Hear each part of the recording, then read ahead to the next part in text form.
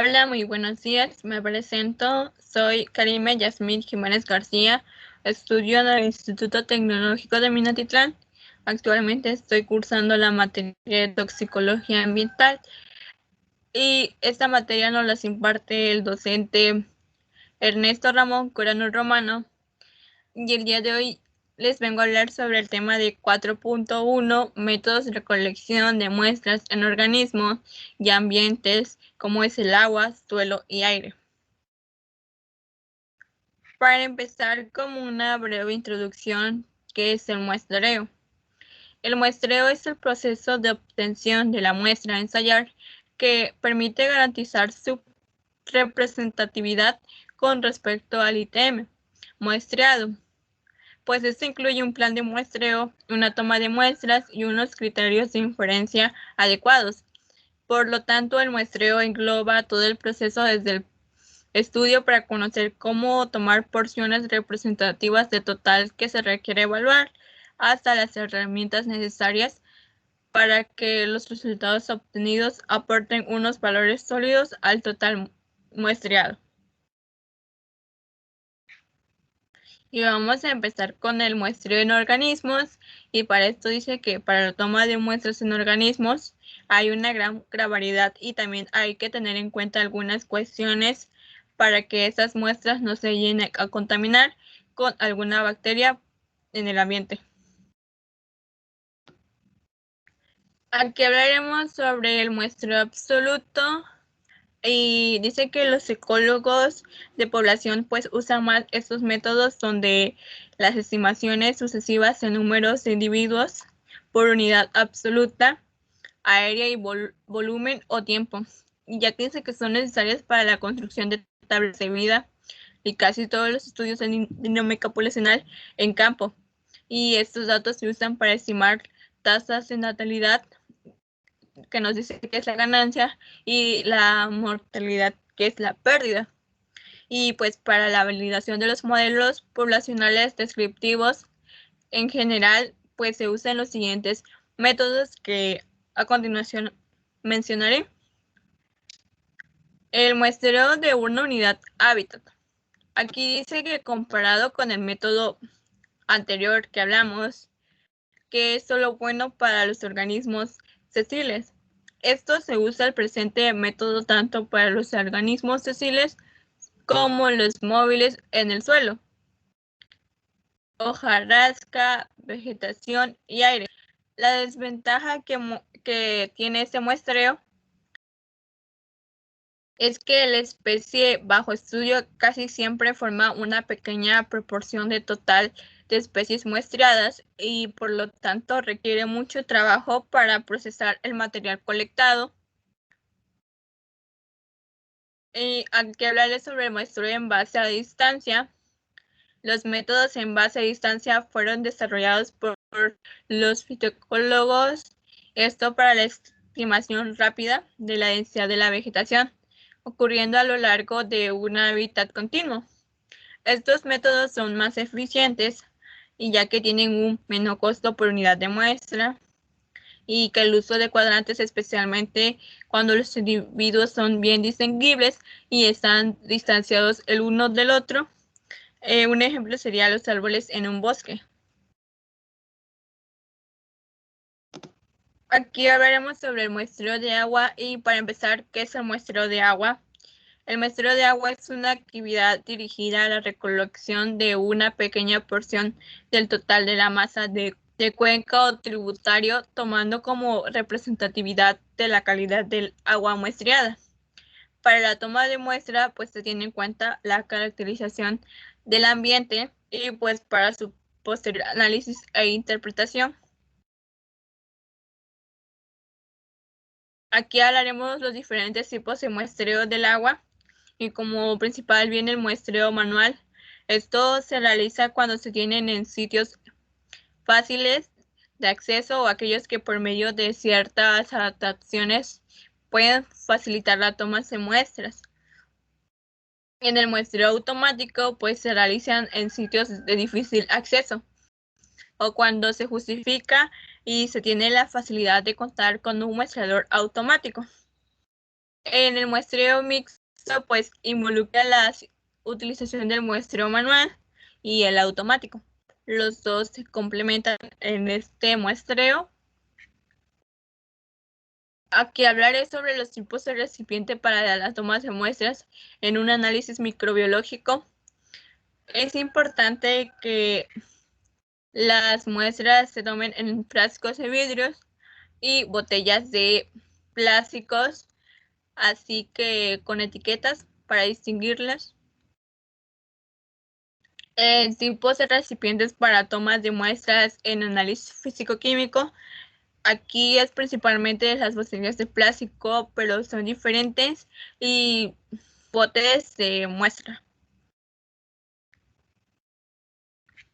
Aquí hablaré sobre el orden de muestreo, ya que está dividido en 5 partes, y en la primera habla que es una muestra representativa del sistema del suministro de agua, acueducto o pozos de captación. En el segundo dice que hay que tener precauciones de contaminación de la muestra y así el uso de los elementos de protección personal, en sus siglas EPP. Y el tercero nos dice que la determinación de parámetros físico-químicos in situ y ex situ, el análisis del laboratorio, nos dice el pH, el cloro residual, la turbiedad, el color aparente y la conductividad eléctrica. En el orden de muestreo seguimos con el paso número 4 y sería el análisis físico-químico y microbiológico. Para el laboratorio se debe tener en cuenta el índice de riesgos de la calidad del agua, de sus siglas IRCA. Y en la quinta, pues dice que muestras para análisis especial, pues se debe tener en cuenta el mapa de riesgos de emergencias o las investigaciones que se hacen. Aquí hablaré sobre el procedimiento para las tomas de muestras, y para las fuentes de agua superficial son 5 procedimientos, en los cuales el primero dice purgar el recipiente 2 o 3 veces con el agua de la quebrada o río. En la segunda dice la toma de muestras se realiza sumergiendo el envase de forma contraria al flujo, esto evitando la inclusión del aire por un flujo turbulento. En el tercero dice que pues el registro de localización con GPS. En el cuarto habla sobre caracterizar el sitio con fotografías. En el quinto dice que pues identificar la muestra, y para esto se deben identificar los recipientes necesarios. Antes de recolectar la muestra, pues debemos tener los recipientes ya listos para la muestra. El procedimiento para tomas de muestras en red de distribución de agua potable. Aquí son 8 pasos, en lo cual el primero dice que lavarse las manos con abundante agua y jabón. En el segundo, identificar el lugar del muestreo. En el tercero dice abrir la llave durante 3 a 5 minutos para purgar tubería. En el cuarto dice limpiar o esterilizar la boquilla con alcohol o por flameo durante 1 minuto aproximadamente. En el quinto dice que abrir de nuevo la llave durante 3 a 5 minutos. Y en el sexto dice destapar el recipiente solo al momento de formar la muestra microbiológica y purgar 3 veces para físico-químicos. En el 7 pues debemos hacer rotulado y embalaje de la identificación de la muestra. Y en el 8 pues hay que refrigerar la muestra hasta el transporte de laboratorio. En la preservación de la muestra nos dice que retardar los cambios químicos y biológicos que continúan después de la muestra, pues las muestras se colocan en posición vertical, como se ve en la imagen, en un contenedor con suficiente hielo, esto de tal manera que pues alcance una temperatura entre los 4 grados centígrados y los 6 grados centígrados. Y tenemos que verificar que las botellas no se caigan, pues ni se abran, ni se le desprende el rótulo, y las muestras embaladas se tapan y sellan en el contenedor, esto para enviarlas inmediatamente pues al laboratorio. En el método de muestreo en el suelo nos dice que el muestreo de suelos es el primer paso para realizar un análisis de suelos, y es la actividad por medio del cual pues se toman partes representativas con el objetivo de conocer la población total a partir del estudio de cada una de esas partes. ¿Para qué nos sirve? Bueno, nos sirve el muestreo de suelos, pues sirve para determinar si se encuentra contaminado o no, para analizar su tipo del suelo o el uso en el cual pues también nos podría ayudar en el ordenamiento territorial. Y ahí se muestra una imagen como es el muestreo de suelos. Aquí hablaré sobre los tipos de muestreos de suelos, en los cuales dice que ante estos tipos de muestreo de suelos, pues debemos de tener altos niveles de precisión y exactitud que garanticen que la muestra o grupo de muestras pues son representativas y nos proporcione las características del sitio. La exactitud se refiere a la aproximación del valor del análisis de suelo con respecto al contenido real en el campo. Y la precisión, en cambio, describe la posibilidad de reproducir los resultados.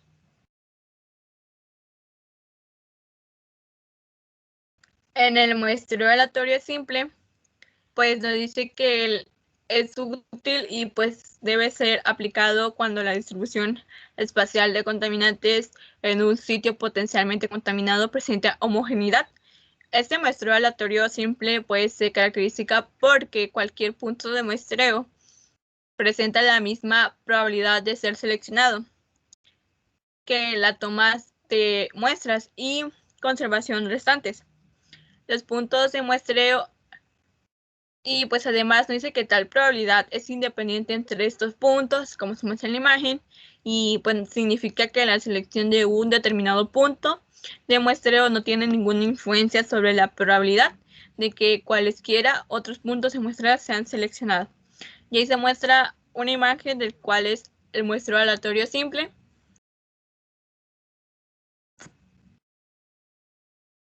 Aquí hablaré sobre el muestreo aleatorio sistemático y dice que con este procedimiento pues los puntos de muestreo son localizados a una distancia fija de un primer punto de muestreo aleatorio y por lo tanto únicamente este primer punto de muestreo es aleatorio y todos los demás pues son localizados a partir de ese.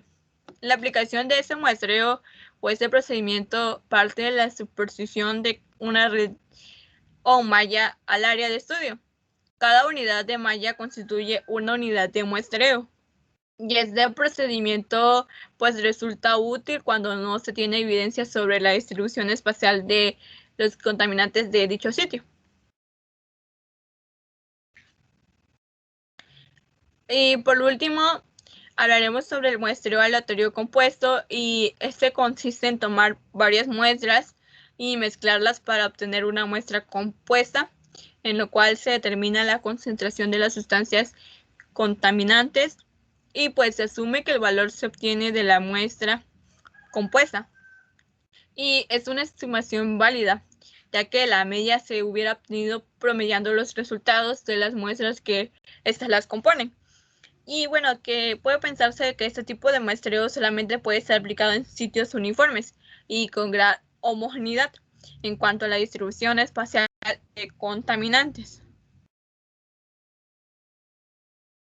Aquí hablaremos sobre los tipos de muestreos en el aire y para empezar, en lo que a la calidad del aire se refiere el muestreo, pues se define como la medición de la contaminación del aire por medio de la toma de muestras de forma discontinua. Actualmente el muestreo se utiliza principalmente pues para determinar la concentración de partículas totales suspendidas o ya sean otros contaminantes que se encuentran en el aire.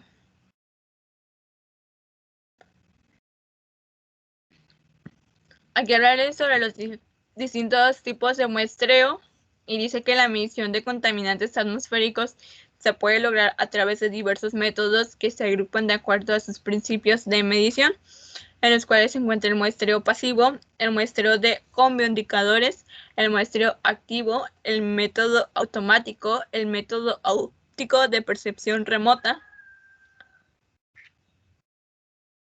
Como primero vamos a empezar por el muestreo pasivo y dice que este método de muestreo colecta un contaminante específico por medio de absorción en un sustractor químico seleccionado, y después de su exposición por un periodo de la muestra, pues se regresa al laboratorio, donde pues se realizará la desorción del contaminante, esto para ser analizado pues cuantitativamente, y pues el equipo utilizado se le conoce como muestradores pasivos, ya que nos representan en diversas formas, principalmente en tubos o discos, y en la imagen se muestra como es un muestrador pasivo.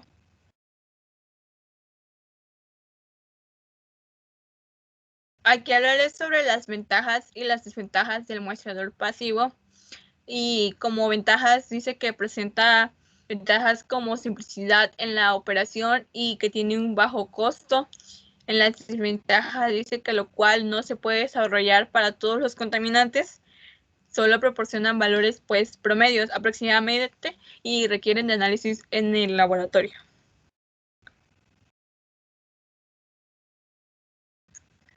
En el muestreo con bioindicadores nos dice que implica el uso de especies vivas, generalmente como árboles y plantas, donde pues la superficie funge como receptora de contaminantes, y esto dice que la planta tiene una gran capacidad para acumular contaminantes con el metabolismo de la planta o en la apariencia de la misma. Aquí se muestra una imagen de bioindicadores de la calidad del aire, que son líquenes. En las ventajas y desventajas, como ventajas dice que tienen un muy bajo costo en el tipo de muestra.